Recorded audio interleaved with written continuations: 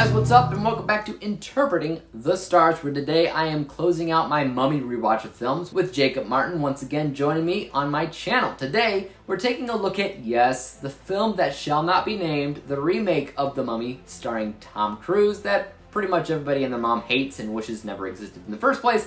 And as Jacob will say later on in his portion, I'm prone to have a few hot takes on my channel. So, where do my loyalties lie with the Mummy remake?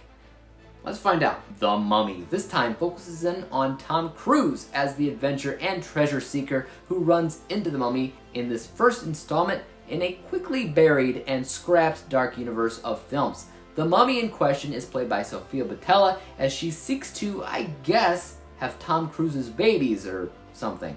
So, first and foremost, Jacob, thank you for joining me again and closing out this series with me. I know that you weren't looking too forward to this installment, but after we saw the Pink Panther films together, including their remakes, I thought it was smart enough to do the remake here as well, and we will be hearing what he has to say about this film in just a hot second! But first, my thoughts. So, where do my loyalties lie exactly? Do I have a hot take with this one?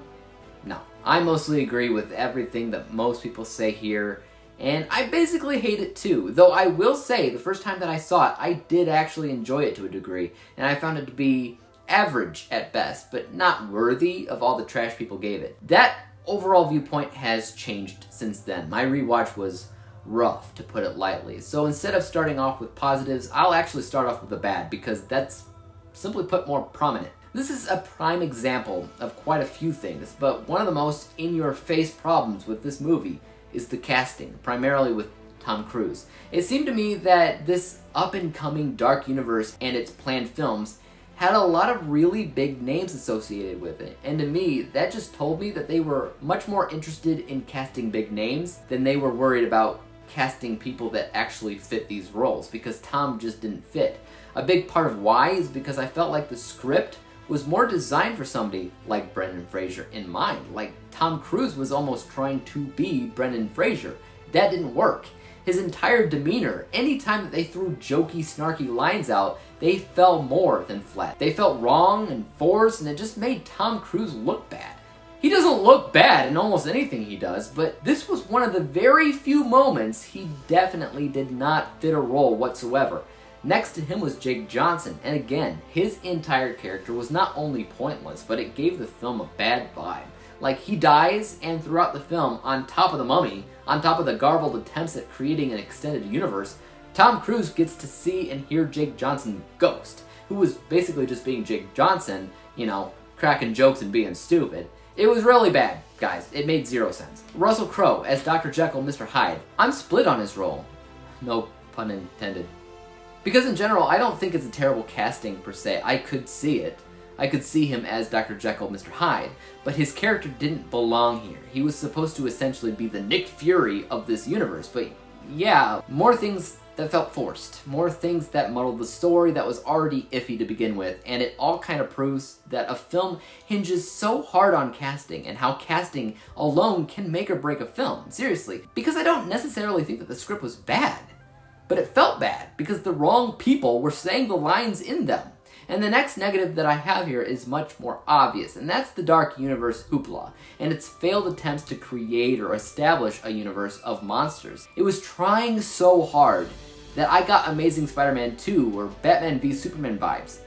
Marvel has to be laughing their butts off because every other studio just wants a piece of that cake. They want to catch up so quickly that they muddle their own movies because they don't understand.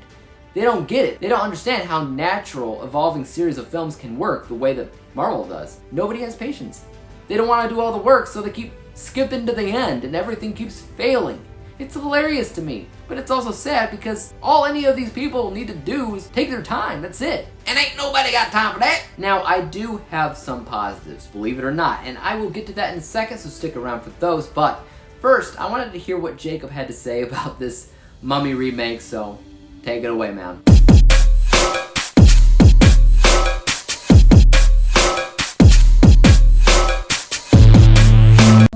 What's going on, Dave and all his viewers? Thank you for inviting me to your channel once again, talking about The Mummy. Not the one with Brendan Fraser, we already did that one. The 2017 Mummy, the infamous one starring Tom Cruise. And I was not looking forward to this rewatch because I did not enjoy seeing this movie in theaters back in 2017, but Davey wanted to bring this one up as well in our Mummy videos, so here we are, The Mummy 2017, directed by Alex Kurtzman, who previously wrote The Amazing Spider-Man 2, and he was entrusted to launch a new cinematic universe starring the Universal classic monsters. I mean, they had plans to do other movies alongside The Mummy, like Angelina Jolie as the Bride of Frankenstein and Johnny Depp as the Invisible Man. But those movies got scrapped after this movie flopped so hard and critics trashed it to pieces. And rewatching this movie again, it's pretty easy to see why a dark universe never took off, because this movie did not take the time to tell its own Mummy story. Instead, it was more worried about setting up this shared universe, and there's so many distractions along the way. Like midway of the movie, like 20 minutes of the story is hijacked in favor of what they're planning for the future with these crossover movies. I mean, there's subtle nods and Easter egg references to Dracula and Frankenstein and Creature from the Black Lagoon thrown into this movie. And we have our Nick Fury-like character played by Russell Crowe, who's trying to assemble a team, I guess is what he's trying to do. It doesn't make sense because his character is Dr. Jekyll and Mr. Hyde. Yeah, you pretty much lost me there, movie, when you got Dr. Jekyll and Mr. Hyde as your Nick Fury-like character. I mean, yeah, that's going to end well. You got someone with a split personality trying to, like, bring a team together. Like, I can't see that working out anytime soon. And Russell Crowe, definitely not one of his finest performances. Like especially when he goes into Mr. Hyde, it's very Razzie worthy. I wasn't too crazy about his performance. I will say there is a couple of aspects I do like about this movie. One, the plane crash scene, very well done. I mean, you got Tom Cruise in this movie, and he's always committed to his own stunts. And, you know, that sequence is so good, I wish it was in a Mission Impossible movie instead of The Mummy of all movies, but still a well-done action stunt sequence. I thought Sophia Boutella, who plays our female mummy in this movie, Princess Amunet, who's cursed, becomes a mummy, and starts going around attacking, killing people and stuff like that. I thought she was very convincing in the role. I thought her backstory was actually pretty convincing, and she does she's the only actress in the movie that definitely, her character, you can feel the pain and tragedy of her character and what she's trying to accomplish. And I actually did really enjoy her performance. But where the movie falls apart, again, where the movie tries so hard to do its shared universe building that it forgets to be a good Mummy story. Like, there's just so much stuff in this movie that just falls apart, and just the story is just not as coherent as it should be.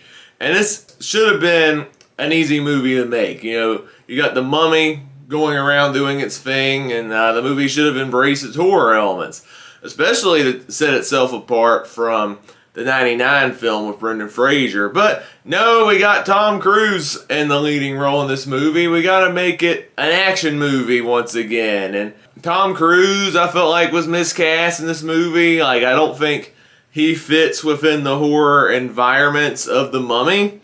The blend of genres just do not work when you got Tom Cruise doing what he does best as an action star, mixing the horror elements as well. The horror elements don't really work well. I know actors like Tom Cruise and Russell Crowe were bragging that this is one of the scariest movies you'll see. I remember seeing that in interviews, but nope, there's nothing remotely scary about this movie. The jump scares were bad. The CGI is not really the best. The editing, especially when the Mummy does its thing, is not really the best handled, and you can tell they were trying to neuter it to go for a wider audience. The movie is not that memorable of a movie. When I rewatched it, I was honestly struggling to stay awake at times because it's such an unremarkable film. Just the blend of genres, unlike the 99 Mummy, where they got away with the action-adventure stuff and the horror stuff. That one was better blended together because, the creators of that movie had time to tell its own story and do a good job of balancing different genres and make a very highly entertaining movie out of it. Here it just felt like, hey, let's make a shared universe. The Mummy, you're first. And the movie just didn't work because it felt like they were doing shared universe ideas first, story second. And just the movie fell apart because of that. I mean, even Tom Cruise, I don't think is near as memorable of a lead character as Brendan Fraser was. He's a lot more unlikable compared to Brendan Fraser. I know Brendan Fraser in the 99 Mummy was a scoundrel as well, but he also had a heart of gold the more he goes along for the adventure. And Tom Cruise is not like that. He's unlikable from the beginning. He does a lot of horrible things to his friends and his girlfriend in this movie because he's obsessed with fortune and glory pretty much. And even when he becomes cursed and there's a lot more tragic undercurrents to his character, I mean, I don't feel an ounce of sympathy for him because he's an unlikable jerk face from beginning all the way to the very end. And so feeling sympathy for him just does not feel earned. This is a movie that I feel like upon more rewatch, the movie gets worse and worse and worse for me. I never liked it when I first saw it, but this is still not a good Mummy movie. This is a prime example of when you want to do a shared universe, tell your original story first and then set the seeds and groundwork as you're telling a shared universe. Like, imagine if Kevin Feige made Iron Man and like they did all the S.H.I.E.L.D. and Nick Fury and Avengers references halfway into the movie. That would be too much for your first MCU movie, but Iron Man succeeded because it told its Iron Man story first, and then they planted the seeds for the Avengers and all the Phase 1 MCU movies. And we didn't get that in The Mummy. Instead it was just a little bit of The Mummy here, shared universe building for about 20 minutes. Oh, back to The Mummy again. I forgot we were making a Mummy movie for a second. And because of that, The Mummy failed. It's easily one of the worst filmed in the Mummy franchise. I don't think it's the absolute worst film in the Mummy franchise, because if we brought on the old black and white Mummy films, a lot of the sequels to those films were a lot worse, a lot more forgettable than this Mummy film. This movie at least has a couple of sequences that stand out, especially the plane crash, but still not a good movie. I'm not a fan of this one at the end of the day, and I'll be giving The Mummy a 1.5 out of 5 stars, and on my 100-point scale, it's getting a 30 out of 100. So thank you, Dave, for having me on your channel once again, wrapping up our series of Mummy reviews. Even though I didn't enjoy rewatching this film again, I'm sure it's going to be a fun video to piece together, especially regardless of how you feel about this movie, whether you like it or not. I'm actually curious what your thoughts on this Mummy movie are, considering I know you've had some unpopular opinions on your channel before, so I'm curious if you actually like this movie or not. I'm sure Dave will leave links in the description below where you can check out my YouTube channel where I do movie reviews, TV reviews, ranking videos, and other fun stuff along the way. Dave, I won't hog up too much of your time. I'm looking forward to your thoughts on the Mummy movie, so back to your thoughts. Thank you to Jacob for joining me for yet another Mummy film, and I'm really sorry that I kind of forced you to do this, man, but I am a bit of a completist. Anyway, I'd love for y'all to check out Jacob's channel, which I did leave a link to in the description box below. This guy is so consistent. He has 2 channels, both of which consistently have videos coming out every day. I'm blown away. I don't know how he does it, but he does, and he knows his stuff. He's got a movie channel, he's got a book channel. I will leave a link to both of those in the description box below, so check those out. It's the least you could do. Show him some love. Tell him we sent you. Now, like I said, I do have some positives, and they're pretty much aligned right with what Jacob had to say. He was pretty specific about the plane crash, which I agree. That was really well done. It mixed a ton of great action, some practical effects with a room that spins, and some visual effects as well. Some really great stuff there, and Sofia Boutella as the Mummy, she actually did do a great job, and the visuals surrounding her character overall was fantastic. I might take it a step further and say that the visuals as a whole were never really that bad. And when you compare that to the past Mummy films, that makes a difference. some of those films were honestly atrocious when it came down to visuals, so I think that it's kind of important to take into account. But as a whole, those were really the only positives that I can think of here. Tom Cruise, Jake Johnson, Russell Crowe, they all brought the film down. The muddled story worsened an already iffy film, making the experience as a whole really awful. I mean, the third act alone, I had already checked out. I didn't care anymore, and I didn't even get it because it just got more and more worse, kind of like how Jacob said. But looking at my final score for a second, you'll see that I gave this film an F letter grade. Final score of 38%, combining a technical score of 48% with a personal bias score of 28%, which ultimately just means it had some things going on for it in terms of visuals, obviously, and action, obviously, but story elements, bad characters, non-existent chemistry that everybody had together took this film down. And as a whole, I was not amused. So yeah, it's an F from me, dog. Thanks so much for joining me, Jacob. Once again, I have left links to his channels in my description box below for you guys to check out. I promise he's a great guy. You won't regret it. But anyways, I will leave it at that. I would like to hear your guys' thoughts on the Mummy remake in the comments section down below. Is it a good movie, or is it atrocious? I want to hear your guys' take. And as for YouTube, you guys know what to do. Hit the like, hit the subscribe button, and hit the bell to be notified when I come out with my next review. And whenever that comes out, peace out.